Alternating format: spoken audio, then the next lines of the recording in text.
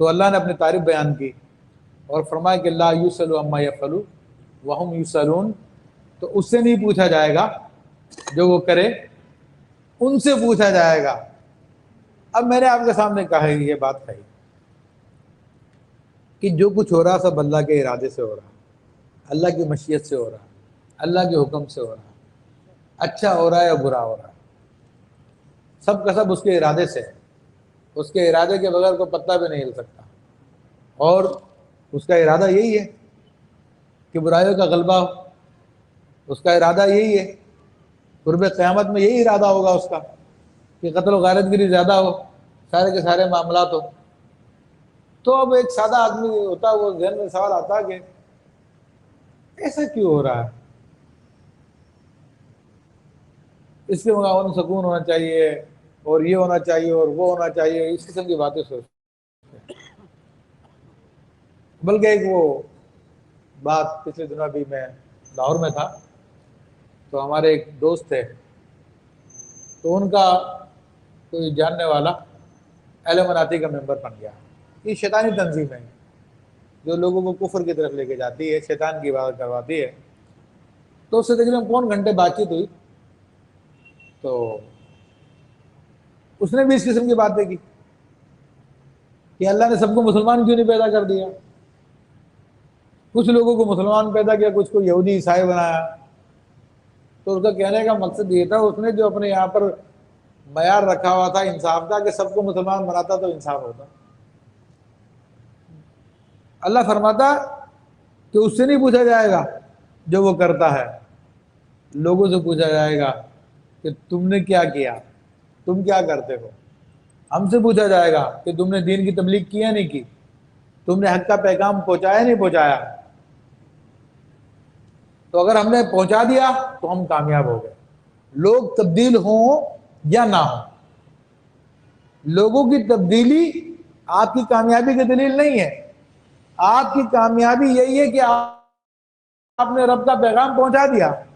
جیسے کہ حضرت نوح علیہ السلام نے 950 سال تبلیغ فرمائی، کتنے آدمی مسلمان ہوئے؟ 13 آدمی۔ تو نوح علیہ السلام تو کامیاب ہے۔ تو ہمارا کام لوگوں کو تبدیل کرنا نہیں، ہمارا کام صرف رب کا پیغام پہنچانا ہے، صرف یہ ہماری ذمہ داری ہے۔ تو اس سے کوئی نہیں پوچھ سکتا وہ کیا کر رہا ہو کیا نہیں کر رہا ہو، اس کے ہر کام میں حکمت ہے۔ ہماری عقلیں چھوٹی ہیں اور اس لیے ہم اس کی حکمتوں کو سمجھ نہیں پاتے، اور یہاں پہ بھی حکمتیں بیان کی جا سکتی ہے کہ جو کچھ ہو رہا ہے اس کی کیا حکمت ہے کیا نہیں ہے، لیکن چونکہ اب اتنا ٹائم نہیں ہے، صرف ایک پوائنٹ کو سمجھانے کے لیے گھنٹوں جو اس پہ گفتگو ہو سکتی ہے۔ فرمایا کہ ہم اتخذوا من دونہ آلیہ، تو کیا اللہ کے سوا اور خدا بنا رکھے ہیں، اور الہ بنا رکھے، اللہ کے سوا کسی اور کو بھی رب بنایا ہوا ہے۔ قل ہاتوا برہانکم، تو تم فرماؤ اپنی دلیل لے کر آؤ۔ اگر تم نے رب کے سوا کسی اور کو بھی خدا بنایا ہوا ہے تو ذرا دلیل تو لے کے آؤ نا۔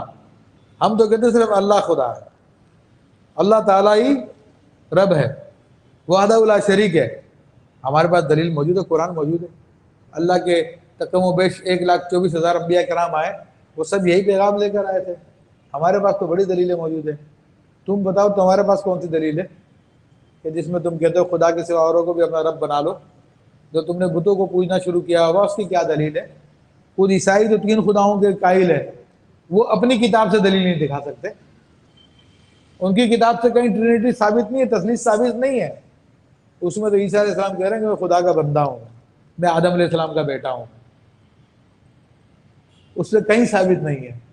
عزیزان محترم، یہودیوں نے حضرت عزیر علیہ السلام کو اللہ کا بیٹا بنایا، ان کی کتاب سے کہیں ثابت نہیں ہے۔ بلکہ ہندوؤں کی جو 4 کتابیں رگ وید، اچھر وید، سام وید اور دوسری کتاب ہے، ان سے بھی توحید الہی ثابت ہے، ان سے بھی بت پرستی کی دلیل نہیں ملے گی ان لوگوں کو۔ تو دنیا کی تمام کتابوں کے اندر یہی حقیقت ہے، توحید کی طرف بلایا۔ تمہارے پاس دلیل کیا جو تم لوگوں نے دوسری چیزوں کو خدا بنا لیا؟ قل ہاتوا برہانکم، لاؤ اپنے دلیل لے کر آؤ۔ ھذا ذکر من معی وذکر من قبلی، تو یہ قرآن میرے ساتھ والوں کا ذکر ہے اور مجھ سے اگلوں کا تذکرہ ہے۔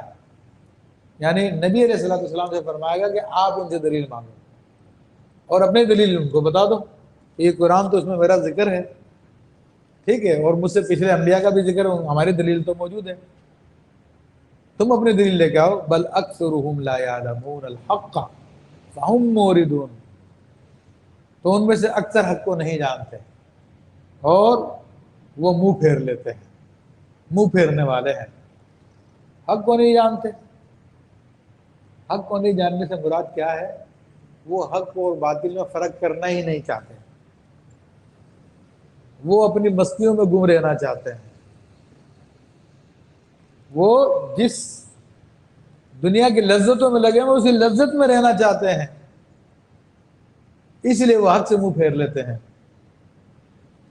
تو یہ اللہ تعالیٰ نے لوگوں کی نفسیات کو بیان کیا، کیونکہ انسان حق کو پہچانتا تبھی جب اپنے نفس سے نکلا ہے باہر، جب اپنے نفس سے تھوڑا دور ہوتا ہے تو تبھی حق کی باطل میں تمیز کر سکتا ہے۔